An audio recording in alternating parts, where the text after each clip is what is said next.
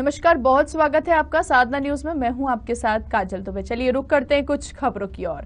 आयकर समय सीमा से पहले अपना आईटीआर दाखिल नहीं कर पाते हैं तो आपको जुर्माना भरना पड़ सकता है। कोरोना वायरस के चलते आईटीआर दाखिल करने की समय सीमा इस बार नहीं बढ़ने वाली है, जबकि बीते साल कोरोना वायरस के चलते 31 जुलाई से इसे 30 सितंबर और फिर 31 दिसंबर तक कर दिया गया। इनकम टैक्स रिटर्न दाखिल करने की आखिरी तारीख अब नहीं बढ़ेगी। सरकार ने साफ इनकार कर दिया है कि इस बार डेडलाइन को नहीं बढ़ाया जाएगा। ऐसे में अब आपके पास 31 जुलाई तक ही रिटर्न फाइल करने का मौका है। इसके बाद पेनाल्टी के साथ रिटर्न दाखिल हो सकेगी। अब यही कहा जा सकता है कि इस साल हालत सामान्य है, इसलिए केंद्र सरकार समय सीमा बढ़ाने पर विचार नहीं कर रही है। साधना न्यूज इसी को लेकर देवास में आयकर सलाहकार मनीष राठी और निधि राठी से खास बात की।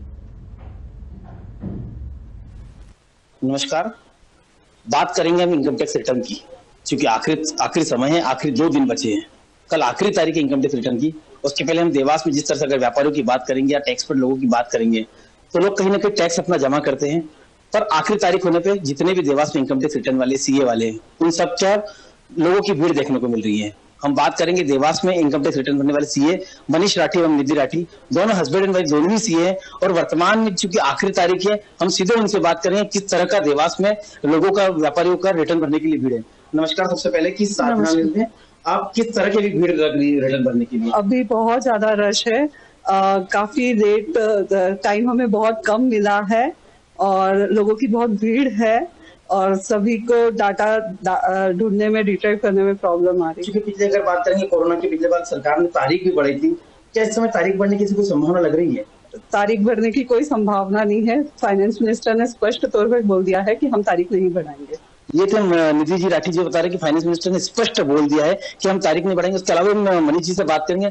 मनीष जी, चूंकि इनकम टैक्स की आखिरी तारीख है, क्या हालात है और क्या अभी वर्तमान में देखने को? देखिए, अभी इनकम टैक्स के वर्तमान प्रारूप को देखा जाए तो गवर्नमेंट ने पिछले कुछ 2-3 वर्षों से नए पोर्टल पे कुछ नई इन्फॉर्मेशन और ये जानकारियां उसमें प्रोवाइड करी है।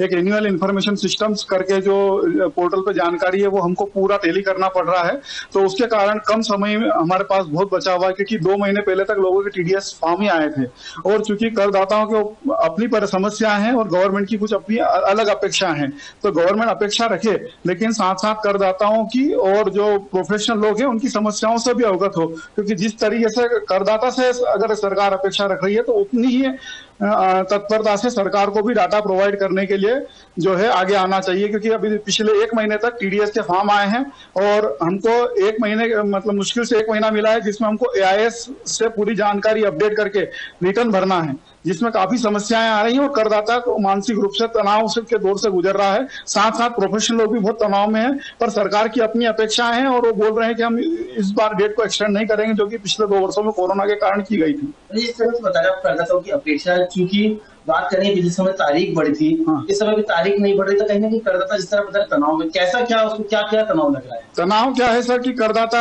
जैसे बहुत नॉर्मल वे में अपने ट्रांजेक्शन कर रहा है बैंक में, और आजकल बैंक से एआईएस पोर्टल करके करदाता को भी नहीं मालूम है कि मेरे खाते से इतने लेन देन हो गए। जब हमारे पास करदाता आ रहा है तो हम यहाँ देखते हैं कि वो जब उसकी पोर्टल पर उसको जानकारी बताते हैं कि तुमने ऐसा ऐसा करा था, तो वो बड़ा आश्चर्यचकित रहता है, मेरे खाते से इतने लेन देन हो गए।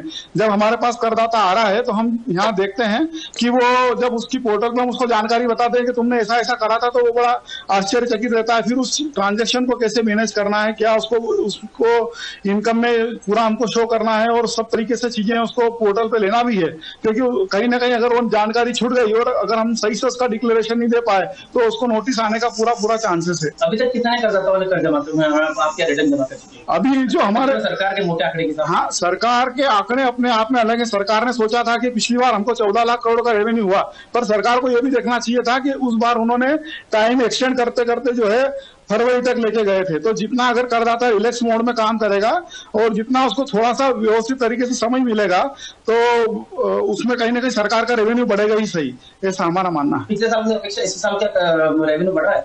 रेवेन्यू अभी तक तो क्या है, जितने रिटर्न लास्ट ईयर फाइल हुए थे, मेरे को कहीं से कहीं तक नहीं लगता कि उस रिटर्न में कहीं ना कहीं 20 से 30% की कटौती रहना ही रहना है, अगर तारीख नहीं बढ़ी गई तो। मतलब 60% टैक्स जमा नहीं होगा क्या?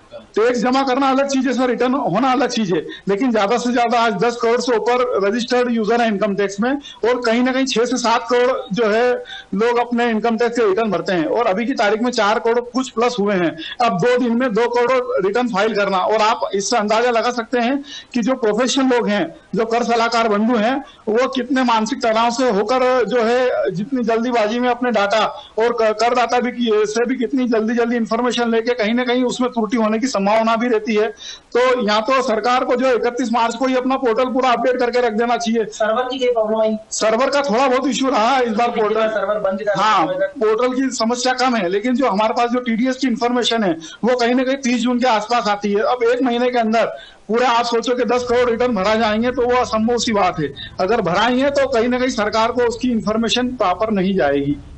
ये थे मनीष निधि राठी जी, सीए जो देवास बता रहे कि जिस तरह से कर सलाहकारों पे जितना मानसिक तनाव है, वो तनाव को अगर दूर करना है तो कहीं ना कहीं सरकार को भी तारीख बढ़ाना पड़ेगी, तो कहीं जाके टैक्स जो करदाता जो व्यापारी अपना कर जमा कर पाएंगे। साधना न्यूज के लिए देवास है अमित बागलीकर।